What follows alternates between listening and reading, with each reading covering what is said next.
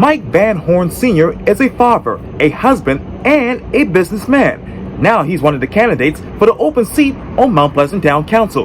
He tells me why he's running for the seat for this edition of Quintin's Close-Ups. And if you haven't already, subscribe to my YouTube channel and like Quintin's Close-Ups on Facebook. Mike Van Horn Sr., welcome back to Quintin's Close-Ups.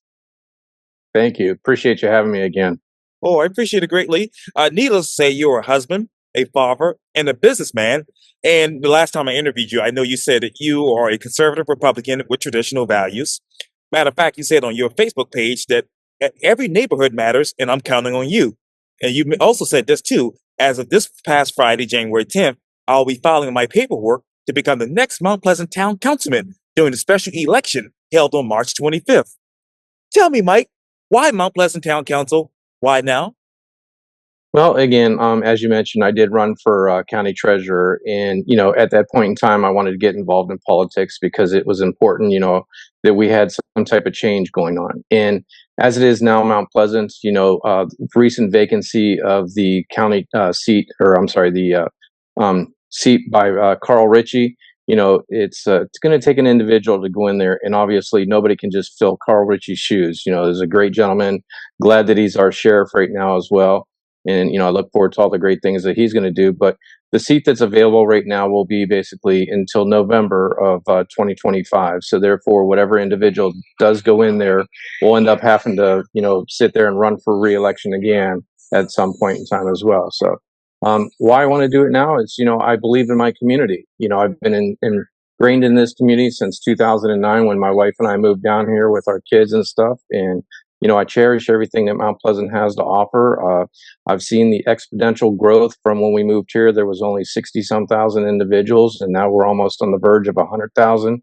So, in that time frame, there's been an exuberant amount of growth. And it's important that we protect and preserve, what Mount Pleasant has to offer. Obviously, I grew up here in the Low Country, particularly here on the east side of Charleston and downtown Charleston, and used to work in Mount Pleasant and run in Mount Pleasant as a runner and all that stuff. Still do to this day. How do you protect the character of Mount Pleasant with this exponential growth?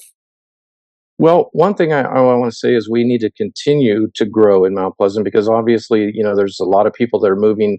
South Carolina has just been named, as far as one of the top states in the country as far as where people are moving to.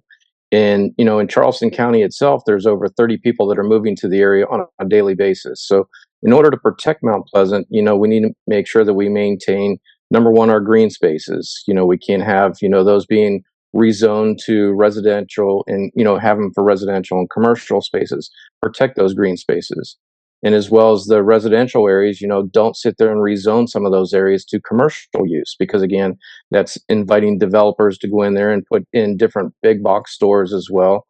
So we need to have smart growth throughout the, entire town, as well as take care of our infrastructure because, just like, other parts of Charleston County, there's just as much traffic in Mount Pleasant on a daily commute. And, therefore, we've had roads that have widened. We've had roundabouts that have been put in place, so it's important that we continue to do the smart things to alleviate that traffic pressure, so we don't end up like how the folks are out on, John and James Island, sitting there struggling as they do because of the 526 situation. So again, we can continue to do the right things across the entire town. And you touched on something, Mike, just a few seconds ago that's very paramount to me because you said that there's a lot of redevelopment of commercial areas that shouldn't be, et cetera, et cetera. Tell me, where is the town of Mount Pleasant redevelopment in commercial area or commercial space right now that's a concern to you and other residents? Well, again, there's a lot of folks that are concerned about like, Faison area itself, Carolina Park itself, Yes. or some of the, other areas. And it's pushing a lot of folks up towards, the Allendale area. So it's pushing folks even further north of Mount Pleasant. There's a lot of saturation that's happened over the last 4 years in those areas where some of the density of the population has doubled or tripled in that sense. Just from the election cycles themselves from 2020 to current time. I mean, right now, this past election cycle, there's almost 31,000 people that voted in the general election of Mount Pleasant. So, there's a lot of individuals that are saturated. And, we need to sit there and have the smart growth, have the households that it's affordable housing for individuals and make sure that we're creating the right density, not overpopulating the areas, because right now our home values are just, skyrocketing. Trust me, everybody that lives in Mount Pleasant, we love it. But again, there's generations that can't afford it. There's folks that have lived here that are being pushed out of their homes because they can't continue to maintain, their homes, and the values of their homes are increasing. So they're getting penalized from the tax side of things. So again, people are falling on tough times. It's not just one area of the country, it's all over. Mount Pleasant's just a little example of that. And I want to get back to that in just a second, Mike. But you obviously, I know that area very well. Park West. I used to work in that area as well, right there near 41 and going upwards. But where can they actually have ideal density in that area? I know it's a little saturated right now, and space is kind of running out right now. But where can you actually put that real density? Well, again, you have areas of 41 that are, an opportunity. It's for, they're looking in some areas that you're going to include an additional 9,000 residents at some point in time along 41. So again, part of the smart growth is sitting there making sure that we put the infrastructure in place, because 41 is one of those, corridors that's got a lot of accidents and also heavy traffic. So again, making sure that we have that smart growth in that area. So it's important that we take care of these areas in advance instead of trying to work backwards. Part of my platform, as far as public safety. In Mount Pleasant, we put the flyover by the Ben Sawyer area in 17. It was a smart situation to sit there and alleviate that traffic that was going to and from Frontage Road. There's other parts of Mount Pleasant we could do a similar situation like that, especially, like I said, that 4117 corridor. It's all too important that we alleviate the traffic and make sure that folks are getting to and from work or home safely. We got areas of Mount Pleasant where students are crossing the street, just at the new high school as well.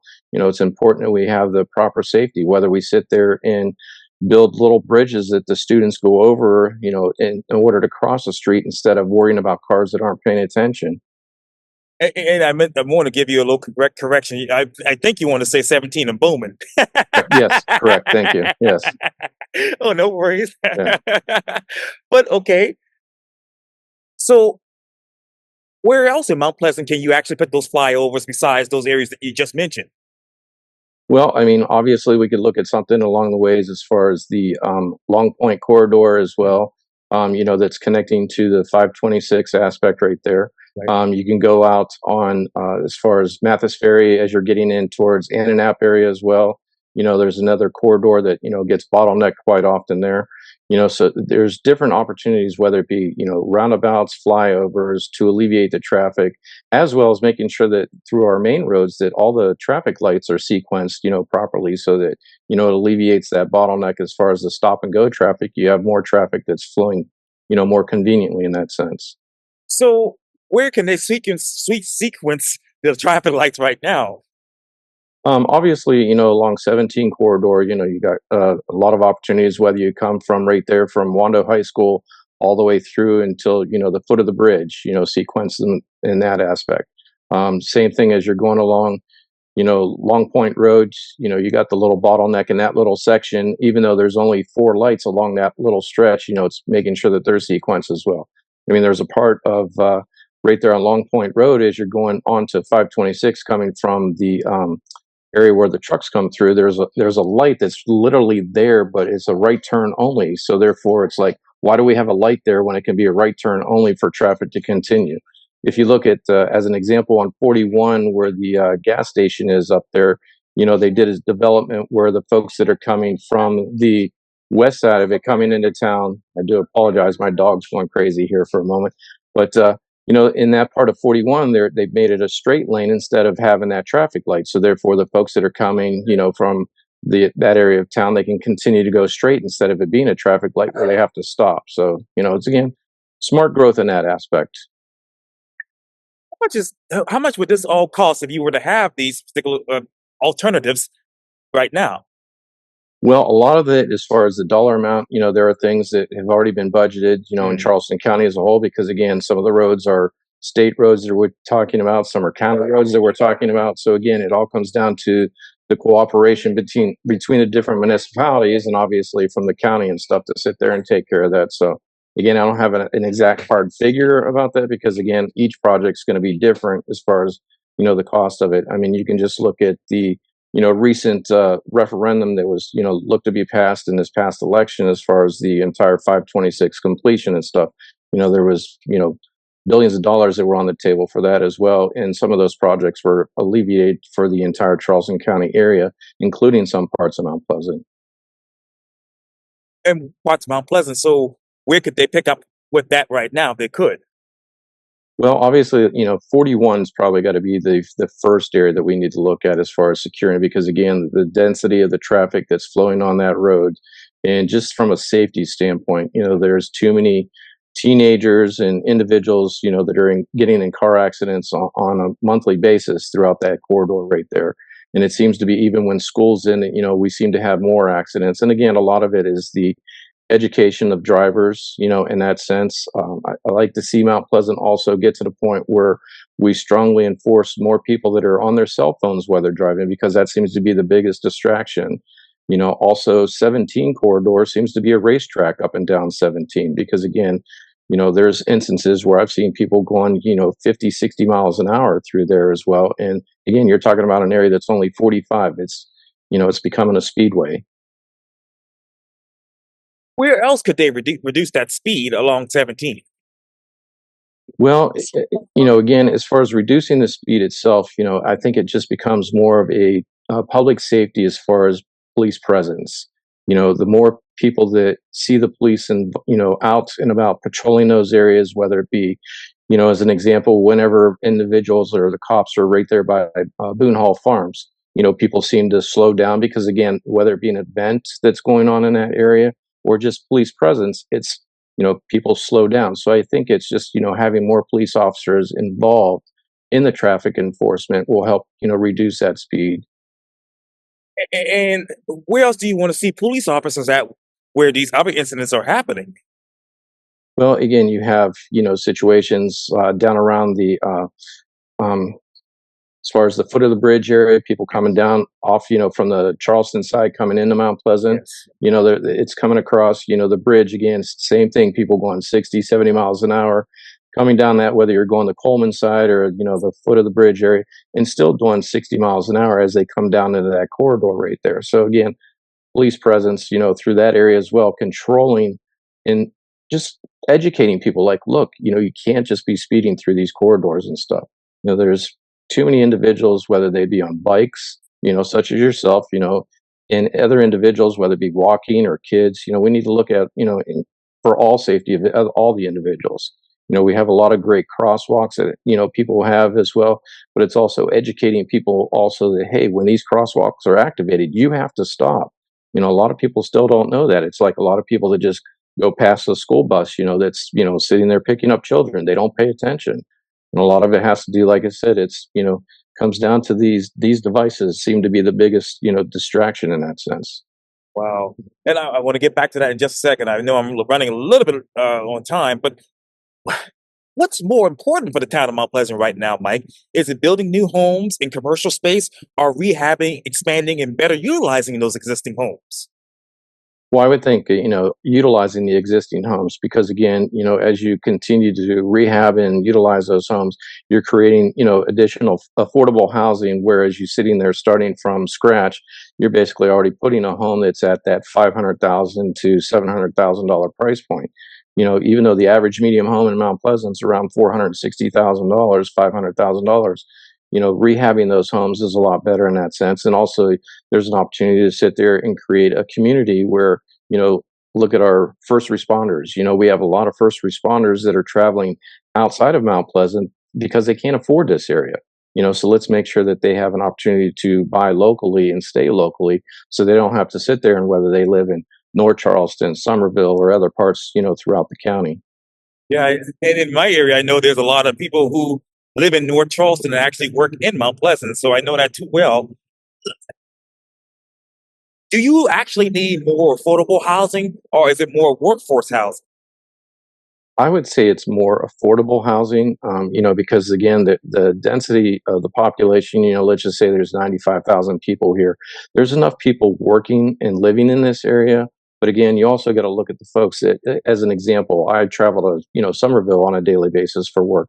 And I look at the folks that are coming from Somerville that are headed to downtown or Mount Pleasant, and they're stuck in traffic, 90 minutes in some instances. So again, if we have that, housing available and affordable for those individuals, we can definitely sit there and support those individuals so they don't have to leave outside the area. There's opportunities for additional growth with the housing. Like I said, the Darrell Creek area, up in that area. As you mentioned, Carolina Park, also Park West. There's still areas to grow in for homes in that area, and it's not going to be density, so to speak, but obviously, it's an opportunity for those that can't afford that, building their house. That's the opportunity for them to do so. What public-private partnership would you be in favor for when it comes to this? Well, obviously, when it comes down to it, obviously the partnership has to do with the builders themselves. The builders, they need to be the ones that sit there. Obviously, any type of impact fees that they, would have to pay, obviously that's going to be, additional revenue for the town itself. But, also let's make sure that, there's no tax abatements given to these individuals so that they're paying their fair share.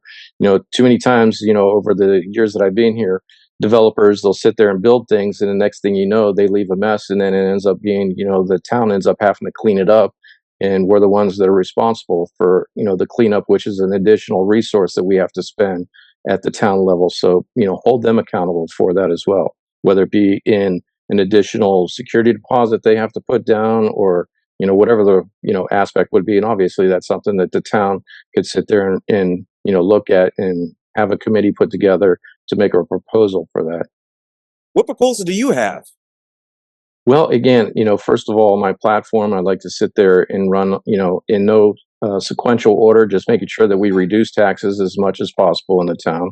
Also making sure that smart growth, protecting our green spaces, and, just making sure that we're taking care of our first responders. And as I mentioned, the bigger portion of this conversation, the public safety and traffic, those are the things that I'm looking to help get involved in and make sure that we maintain and keep everybody safe in the town.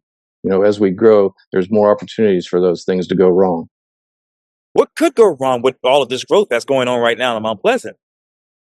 Well, when you get too big, you get to a point where you become selective as far as what gets done. I'm going to use Charleston County as an example. Charleston County as a whole, has grown exponential because of, again, all the people that are moving here on a regular basis, and therefore there's areas that get neglected. Whether it be on the county side of things, you have certain areas that have been neglected, and look at what their growth has done. As an example, the Johns Island, the James Island, they don't have that infrastructure in place there. So therefore it's penalizing those folks over there because, again, it creates a bottleneck.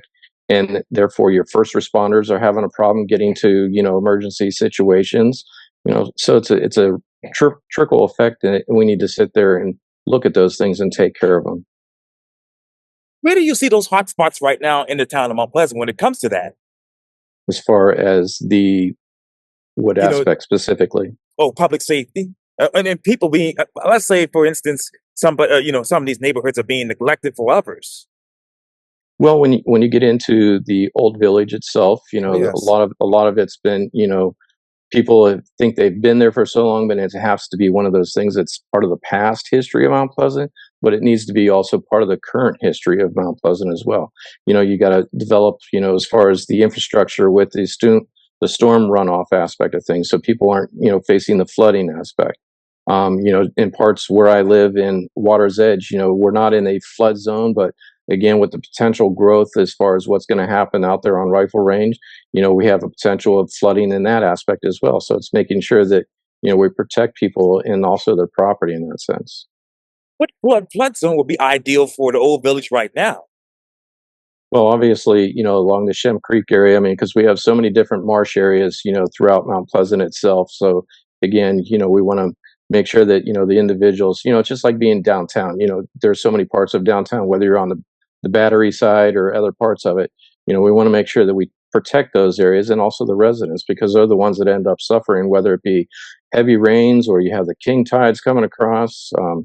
Just if you go along Long Point Road, you have part of that area right there, where the road ends up closing out because of, again, the high tide. So therefore, maybe that's an area we need to sit there and build a smaller bridge to alleviate that aspect of it so it doesn't shut down the road. Because again, it's one of those things where you cripple that little section in that corridor between 17 and going out that way, the next thing you know, the first responders, they have to go around completely around town just to get back to that side for safety purposes. Yes, sir. Absolutely. And what should be that 5 point plan for infrastructure in that area? Well, first, obviously, whatever the studies need to be from an environmental aspect, that would be point one. Secondly, is the community input, as far as what they would like to see done in that area, because obviously they're the ones that are impacted the most. Because you also have like Boone Hall Farms, that's just part of that area as well. And then obviously the third aspect of it, just creating that committee to sit there and make the study, the presentations, just like any other project that is done in the town. There needs to be that presentation to the public, and then let the individuals vote on that. And if it be, like I said, a small bridge to alleviate that aspect of it, then so be it, because that way it continues to be a thoroughfare for everybody instead of a road being shut down for whatever time period is until the water recedes. Does the town of Mount Pleasant actually have a water plan? That I'm not 100% certain, because I haven't really dug into that aspect of it from an environmental standpoint. I would think there is somebody that's obviously, because they rely on, all the different ponds and lakes that are throughout the area. That they rely on Clemson University and also other agencies to sit there and monitor those. Especially if there's some of them that need to be dredged, as far as to alleviate, so that there is that, in case we get that 100-year rain or 1,000-year rain aspect like we've had in the past and stuff. So, I'm sure there's a department and agency that does monitor that. And I'm thinking about obviously Long Point Road back there by Harris Teeter and all that, Starbucks and whatnot. And I think about Snowden and then 6 Mile, 10 Mile. How do we protect those neighborhoods right now? Well, you're talking about as far as from a traffic standpoint or Oh, in. maintaining the character of these historic communities. Well, again, it's making sure that, we don't sit there and intrude on those individuals and try to force those individuals out, because some of those areas are also commercial, so it's making sure that we, if anybody's looking to plan to develop in those areas, that we sit there and have the right individuals there, not just to put up some box store just because they want to come to that area. So it's, again, maintaining the charm of Mount Pleasant, making sure that, it's okay to say no to some situations if somebody wants to come in and develop. If it's not the right fit, then don't be afraid to say no. Because at the end of the day, we have people who are going to continue to sit there and want, products and services throughout Mount Pleasant, for infinity. But let's make sure we have the right individuals in the town. What should be ideal for that particular area, particularly in along the Long Point Road corridor? Well, I'd like to maintain the character that it has right now, because it has, that old charm. It reminds me of a lot when I go out towards like Kiowa. You're driving out into that. I don't want to say country per se, but obviously it has that feel. Sure. Especially when you have like the area of Boone Hall Farms and stuff. So it's maintaining that character so that it's historic in that regards.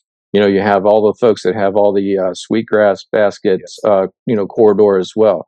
Maintaining those individuals, and if those folks need to sit there and have help with rehabbing some of their locations, let's rehab that and restore that area. Because again, that is the 17 corridor. When it used to be a 2-lane road, that was the big thing. And when people would travel down here, they would stop along those routes, and so let's bring that back to the history of it, and let's bring it back to that point.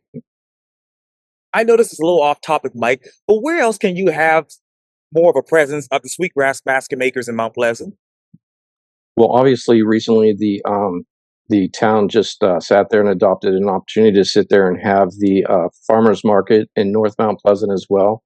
I don't like calling parts of Mount Pleasant North or Old Village and stuff. We're all one Mount Pleasant, but obviously that's the character of it. But sitting there engaging and allowing that opportunity for folks to bring their ideas and their crafts to that area. Just like if you were to go through like the downtown market, and on Market Street, you have folks that are just sitting there just doing their craft right there, and folks are enjoying that. So again, there's an opportunity to sit there and do that, as well as anytime there's any type of festivals or whatnot that's happening, whether it be along the Coleman Boulevard area as well. So let's invite those individuals and make it part of our history and make sure it's a staple in our community. How do you maintain the history of Mount Pleasant 5, 10, 15, even 20 years from now? Well, I would say, little by little, it's maintaining what we currently have. Obviously, Mount Pleasant is, grown exponential, as I talked about. We're on the verge of almost hitting 100,000 individuals here. And, there's still going to be an additional, I would guess, over the next 10, 15 years, you're looking at, maybe about another 10 to 20,000 people that will move to the area. So again, it's maintaining the charm and obviously the generations that are available now, the younger generation, encourage them to get involved like I'm doing right now. They're the ones that, the natives of this area, obviously, they know the history. Myself being a transplant, I've come to this area because I chose this area out of all the parts of the world I could have lived in. This is where I chose. And that's what I want my children, to thrive in this area as well. So, I want them to have the same affordable opportunities that I have to live in this area. Speaking of affordability, what strategies would you implement that would promote the economic vitality and the financial stability of the town while maintaining its residential character and preserving its natural beauty? Well, one thing I don't want to see is I don't want to see taxes increased. When it comes down to it, we have an opportunity moving forward, because at some point in time, you're going to get to the point where you're past the growth as far as from the capital contribution, aspect of it from individuals or businesses. There's still going to be businesses that are going to either take over existing locations or maybe something gets tore down and rebuilt, that aspect of it.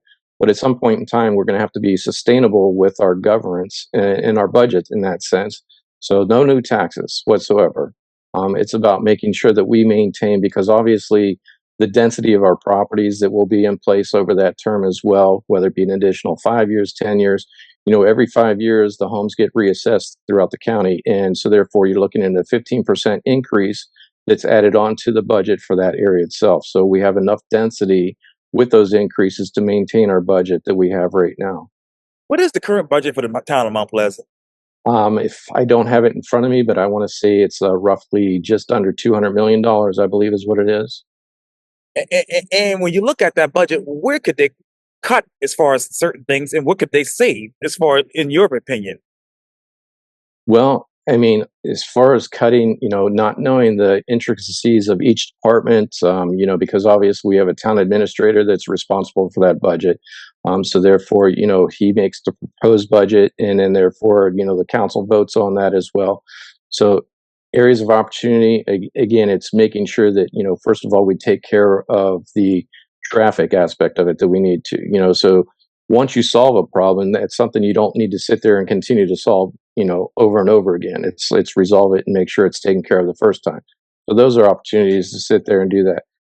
Eliminating the traffic congestion that we talked about as far as the different things. Once you sit there and do the initial investment, that's not something that you have to continue to revisit each time. It's just maintaining what you have. As an example, they have the referendum that recently passed the last few years as far as for the parks and recreation aspect of things.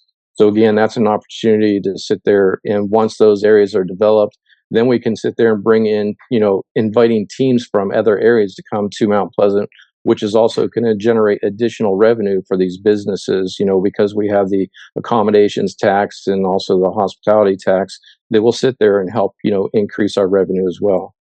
So, how much was the top accommodation tax, and how much did that generate for the town last year in 2024?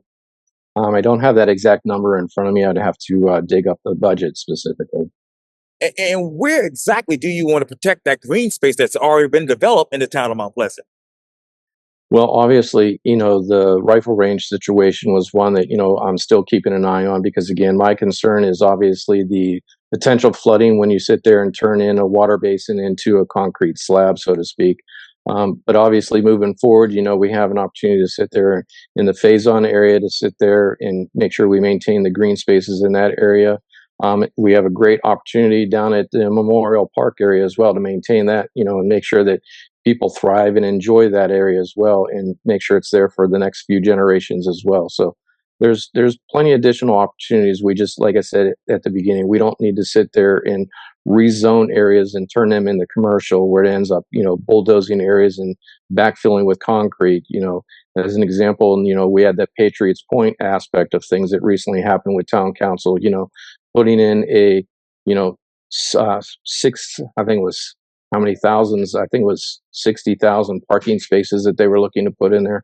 Or I'm sorry, I think it was 1,000 parking spaces, and it was going to be like $60,000 per parking space. So, those areas we don't need to sit there and develop that kind of aspect. We got plenty of parking in that area. And I was hoping to get some of the Mount Pleasant Town Council members and even the mayor. I just ran into him last week.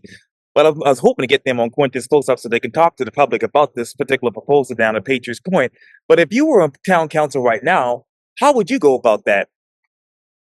Well, first of all, we need to take a look at the way it was presented. I mean, I was one of the individuals that basically chimed in real quickly whenever I heard that there was that proposal of a tax. So therefore, we need to visit and make sure that there's complete transparency and accountability as far as how it was presented to the residents of Mount Pleasant. It was one of those that basically, a typical aspect whenever there's a meeting in town council, and there's a first reading, everybody pretty much just says yes across the board. But in this situation, when you're talking about a tax, there should never be an opportunity that there's a tax imposed on all the residents by the majority vote of the 9 council members. That should be something that's put up for a vote at all times, whether it be a referendum, a bond issue, or increasing taxes. That needs to be put to the individuals. So again, the presentation aspect of it needs to be completely clear and transparent to everybody. Was it transparent to everyone in your mind? No, it was not, because like I said, there was an exuberant outcry between social media, emails to various council members and stuff, and then obviously the local news media when they picked up on it as well. And, I'm glad that the mayor finally, had an epiphany and backtracked and, put a stop to it. Because again, it's one of those things, at this point in time, we're still in a high aspect of inflation for people where they can't afford, some of the things they're dealing with on a daily basis. We have high credit card debt across the board in the nation and stuff. So people to sit there and take on a new tax like such as that, it's just unwelcoming. And, I can't imagine that, people would sit there and vote for that tax to go through. I know they probably don't want to vote for that type of tax, but would you be in favor of voting for a referendum? Again, if it's smart growth, again, the referendum as an example, the one for the one that went through for the recreational aspect of it, that one there specifically is all on the residents of Mount Pleasant. That's on our shoulders. But in a situation like this, for that one, they were looking at approximately, I believe it was 30% of the revenue would come from tourism, so to speak. But again, you're putting all the rest of it on the shoulder of the residents and stuff. So there's got to be ways to sit there and, you know, privatize it basically, have it, private individuals, have them come in and take on that responsibility. If they want to partner with the town, so be it, then let them sit there and build that and let them, accept that responsibility for it. Because that way it's not putting the burden on each individual, on their pocket. I know I'm being a little redundant, Mike, but would Sure. would that be ideal for the town going forth? A public-private partnership for that? In that aspect, yes, because again, it's one of those things that you're able to have that private partnership where, there's some accountability and responsibility to the individuals that would run those different departments, and as well the additional revenue. Obviously, it's something that it's an opportunity to turn into something great, but you can't just sit there and try to sweep it through under the rug, unbeknownst to everybody. Let's have that partnership. Let's hold them accountable for it. And again, in the long run, it's one of those things. Additionally, the tax revenue that we would generate from that, it would also reduce the taxes for individuals throughout Mount Pleasant itself. And I hope to get some of those town council members and even the mayor back on Quintin's close-ups one day to talk more about that in depth. I got like 5 minutes left, so let me ask you this: when it comes to how much would you slash taxes by for the town of Mount Pleasant residents if you were on council right now? Well, I would like to see us get to the point where we're down to, whether it be 5% or less as far as, the taxes in Mount Pleasant, because obviously Mount Pleasant, you have the hospitality tax that you're dealing with as well. And then you have the county tax. And obviously, There's things that are going to change from the county tax as soon as the 526 bill that they had the last time. Once that comes off, that's another the half-cent sales tax. That's part that's going to come off as well.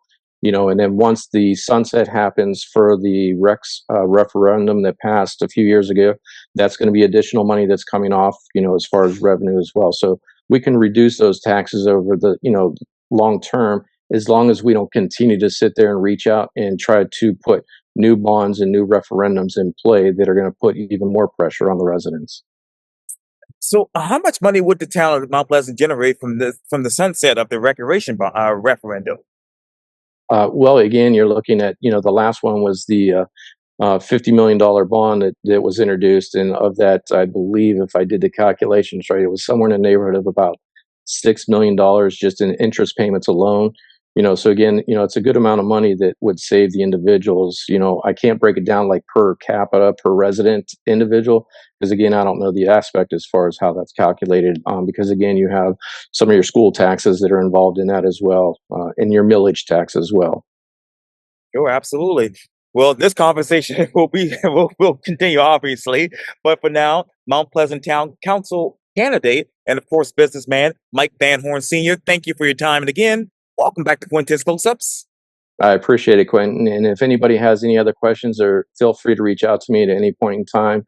My cell phone number is 843-870-8697. I'm available to anybody any day and any time. Thank you.